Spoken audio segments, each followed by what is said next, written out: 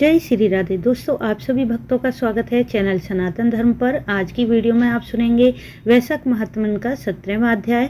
16वें अध्याय में आपने सुना किस प्रकार माता सती ने अपने देह का त्याग किया और फिर वह पार्वती के रूप में हिमालय राज के घर जन्मी। इस वीडियो में आप सुनेंगे कार्तिक जी की जन्म कथा। तो भगवान श्री हरि का ध्यान करते हुए सुन लेते हैं वैशाख महात्म्य का 17वां अध्याय। मिथिलापति ने पूछा कि हे प्रभु, जब कामदेव जल गया तब उसकी उत्पत्ति कैसे हुई? कर्मवश उसने कौन कौन से दुख भोगने पड़े? हे ब्राह्मण, मुझे इस बात के सुनने की बड़ी अभिलाषा है। यह कहकर मेरा संदेह मिटाइए। यह सुनकर श्रुतदेव जी कहने लगे कि मैं स्वामी कार्तिकेय जी के जन्म की कथा कहता हूँ। इसके सुनने से सब पाप नष्ट होते हैं। यह कथा यश को बढ़ाने वाली, पुत्र देने वाली, धर्म करने वाली और संपूर्ण रोगों का नाश करने वाली है। हे राजन, जब महादेव जी ने कामदेव को भस्म कर दिया तब कामदेव की स्त्री रति अपने सामने अपने पति को भस्म हुआ देखकर मूर्छित हो गई। जब 2 घड़ी पीछे उसे चेतना आई तब वह विलाप करने लगी। उसके विलाप को सुनकर सारा तपोवन दुखमय हो गया और रति ने विचार किया कि मैं भी चिता में जलकर शरीर का त्याग कर दूंगी। यह विचार कर उसने अपने पति के मित्र बसंत को उसकी अंतिम क्रिया करने के लिए बुलाया। तब रति अपनी चिता बना रही थी। तब बसंत वहां आ पहुंचा और वह रति को देखकर डर के मारे मूर्छित हो गया। फिर अनेक भांति से रति को समझाने लगा और बोला कि हे भद्र, मैं तुम्हारे पुत्र के समान हूँ। मेरे होते हुए तुम्हारा ऐसा करना अनुचित है। शरीर का त्याग, आत्मघात करना धर्म का हेतु नहीं है। इस प्रकार बहुत समझाने पर भी रति ने अपना शरीर रखना स्वीकार नहीं किया। उसकी दृढ़ता देखकर वसंत ने नदी के तट पर चिता बनाई और रति गंगा में स्नान कर संपूर्ण क्रिया कर्म से निश्चित हो जब इंद्रियों को रोक और मन को आत्मा में लीन कर चिता पर चढ़ने के लिए उद्यत हुई, तब आकाशवाणी हुई कि हे कल्याणी, पति में अत्यंत प्रेम रखने वाली, तू चिता में प्रवेश न कर। तेरा पति महादेव जी और यदुवंशी कृष्ण भगवान से पुनः पैदा होगा। ऐसे क्रम से 2 जन्म होंगे। जब दूसरे जन्म में भगवान श्री कृष्ण और माता रुक्मणी के गर्भ से तेरा पति पुनः पैदा होगा। उसका नाम प्रद्युम्न होगा।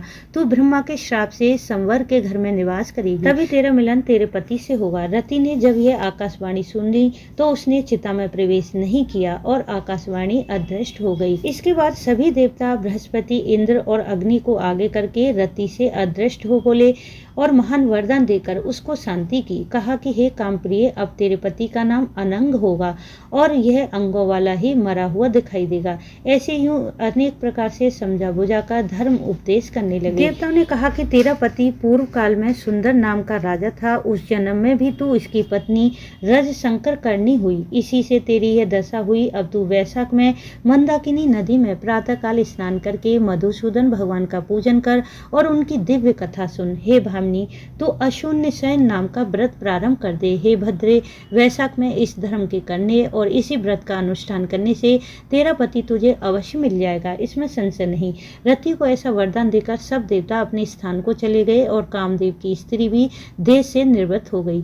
वह मेष की संक्रांति में गंगा स्नान करके उत्तम मन से अशून्य शयन व्रत धारण करती हुई उस पुण्य के प्रभाव से तत्काल कामदेव उसको दिखाई दे गया। यह ऐसा पराक्रमी है कि इसके पराक्रम को कोई नहीं रोक सकता। यह पूर्व काल में बड़ा ही धर्मपरायण राजा था, किंतु इसने वैशाख मास में कर्तव्य धर्म नहीं किए थे। इसलिए कामदेव यद्यपि परमात्मा का पुत्र था तो भी अंगहीन हुआ।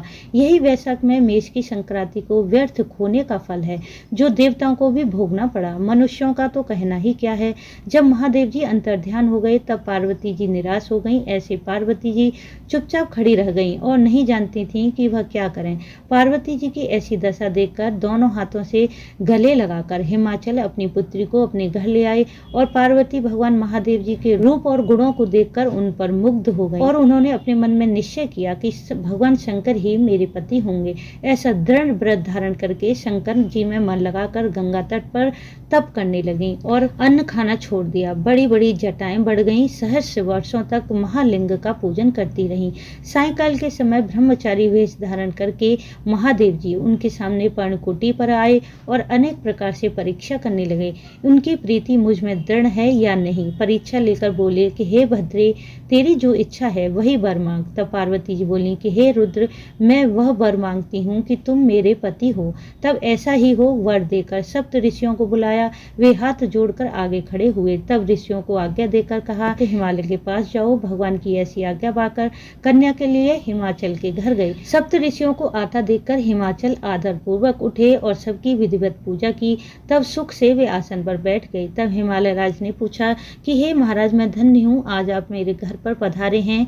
आपके आवागमन को मैं अपने पुण्य जन्म के पुण्यों का फल मानता हूँ। पूर्ण मनोरथ महात्माओं के कृत्य हम सरीखे नहीं जानते हैं। आप अपने अनेक कारणों को कहिए, जो आपकी आज्ञा होगी मैं वही कार्य करूंगा। तब सप्त ऋषि हिमाचल से बोले कि हे गिरजेपते, तूने अपने ही समान दृढ़ वाक्य कहे हैं। महोदय, हम अपने आने का कारण कह रहे हैं। हे राजन, यह जो तेरी पार्वती नाम की कन्या है, जो पहले दक्ष की पुत्री सती थी और इसने अपने देह का त्याग कर दिया था, अब इन्होंने जन्म धारण किया है। इनका पाणी ग्रहण करने योग्य महादेव जी को छोड़कर और कोई नहीं है। इसलिए हे कल्याण की इच्छा करने वाले, तू अपनी कन्या का विवाह महादेव जी से कर दे। तूने सहस्र जन्मों में अनेक सुकृत किए हैं। इसी सौभाग्य से तुम्हारे सभी पापों का नाश हो गया है। ऋषियों के ऐसे वचन सुनकर हिमालय राज बोले कि हे ऋषियों, मेरी पुत्री गंगा के तट पर अनशन व्रत धारण करके अत्यंत कठिन तप कर रही है और वह महादेव जी को अपना पति बनाना चाहती है। हे मुनिवरों, मैं अपनी कन्या महादेव जी को दे चुका हूँ। आप अब शीघ्र वहां पधारो जहाँ महादेव जी हैं और उनसे जाकर कहो कि प्रभु, हिमाचल ने प्रीति से अपनी कन्या आपको निमित्त की है, इसे स्वीकार कीजिए। तब सभी सप्त ऋषि भगवान शिव के पास गए और उनको समझा बुझाकर विवाह निश्चित किया। तब लक्ष्मी आदि सभी देवता, विष्णु आदि 6 मातृका सब मुनिगण उन महोत्सव को देखकर बराती बनकर चले और महादेव जी सब देवता, मुनि, मातृका संग लेकर बैल पर चढ़कर, जिनके चारों ओर भूतगण संग हैं, भेरी, शंख, मृदंग, प्रणव, मुनचंद्र आदि अनेकों बाजे बजने लगे। बंदीजन अनेक प्रकार के शब्द करते जाते हैं। ऋषिगण वेद की ऋचा के पाठ कर रहे हैं। इस प्रकार हिमाचल की पुरी में प्रवेश किया। फिर सुंदर मुहूर्त, शुभ लग्न और शुभ ग्रहों की दृष्टि में हिमाचल ने अत्यंत ही प्रसन्न मन से विवाह किया। हे राजन, त्रिलोकी के प्राणी मात्र इस उत्सव के आनंद में डूब रहे थे। महोत्सव के पूर्ण होने के बाद महादेव जी पार्वती जी के साथ हिमालय के शिखर पर स्वच्छंदता से रमण करते रहे। सहस्रों दिव्य वर्ष बीतने तक जब गर्भ की स्थिति उत्पन्न न हुई, तब देवताओं को घोर चिंता उत्पन्न हुई। तब वे आपस में विचार करने लगे कि महादेव जी नित्य प्रति पार्वती जी के संग रमण में प्रवृत्त होते रहेंगे तो ऐसे नित्य ही गर्भ स्राव हो जाने से हमारे कार्य की सिद्धि कठिन है। अतः ऐसा सोचकर उन्होंने अग्नि को बुलाया और उसका खूब सम्मान किया और अग्नि से कहा कि तू वहां जा जहां महादेव जी रमण कर रहे हैं। तब वे रमण कर चुके हों तब तू प्रकट हो उनके सन्मुख चले जाना, जिससे वे पुनः रमण ना करें, क्योंकि तुझे देखकर पार्वती जी लज्जा के मारे वहां से हट जाएंगी। अब तू शिष्य होकर कामारी शिव जी से अनेकों प्रश्न करना, महादेव जी का बहुत सा समय लगा देना। ऐसे बहुत काल व्यतीत हो जाने पर पार्वती जी से स्वामी कार्तिकेय जी का जन्म होगा। तब देवताओं से विदा लेकर अग्निदेव महादेव जी के पास गए, जहां वस्त्रहीन पार्वती जी अग्निदेव को देखकर रमण छोड़कर वहां से हट गईं।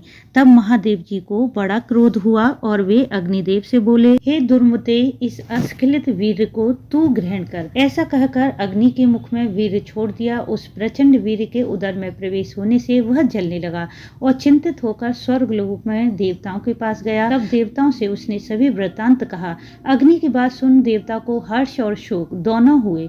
वीर के स्थित हो जाने से हर्ष हुआ, परंतु प्रसव कैसे होगा इसका अत्यंत दुख था। अग्नि के उदर में महादेव जी का तेजोमय वीर बढ़ने लगा, यहाँ तक कि 10 महीने बीत गए। जब प्रसव का कोई उपाय न हुआ तब अत्यंत दुख से दुखी होकर गर्भ प्रसव के हेतु देवतागण माता गंगा के पास जाकर उनकी स्तुति करने लगे और बोले कि हे माता, देवताओं के निमित्त भगवान शंकर के इस तेज को आप धारण करें।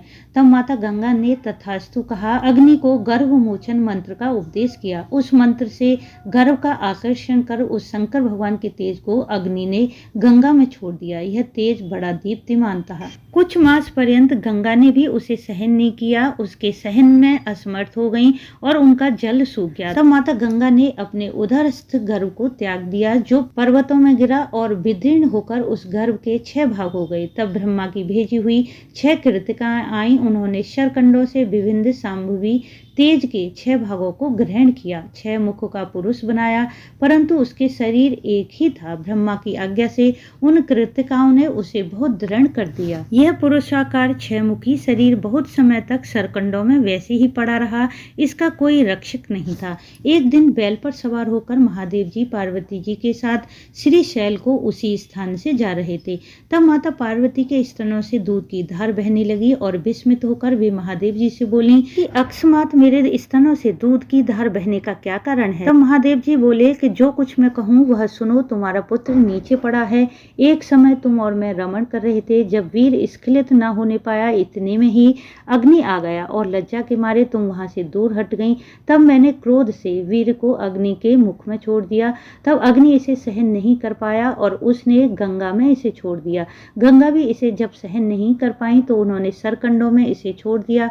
वहां सरकंडों में इसके 6 भाग हो गए और मातृकाओं ने आकर इसे दृढ़ किया है। इसकी पुरुष की आकृति हो गई है, इसी को देखकर तुम्हारे स्तनों से दूध टपक रहा है।